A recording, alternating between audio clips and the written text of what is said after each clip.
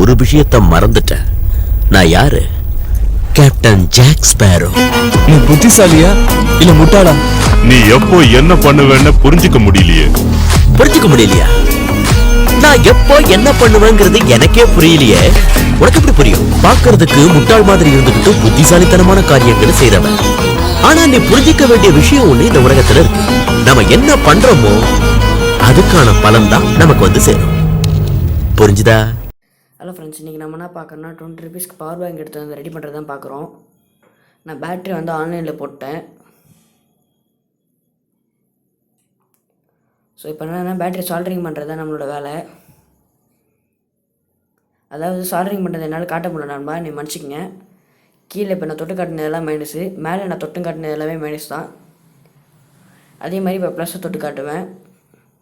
இது மேலே இருக்கிறது எல்லாமே ப்ளஸ்ஸு. ஓகேவா? இது டேரெக்டாக நம்ம சால்டரிங் பண்ணுறது தான் நம்மளோட வேலை. ஸோ சால்டரிங் பண்ணி லைன் எடுத்தோடனே நம்ம மதர் போர்டில் கரெக்டாக லைட்டும் சார்ஜரும் எந்த பக்கம் வருதுன்னு பார்த்து கரெக்டாக லாக் பண்ணணும்.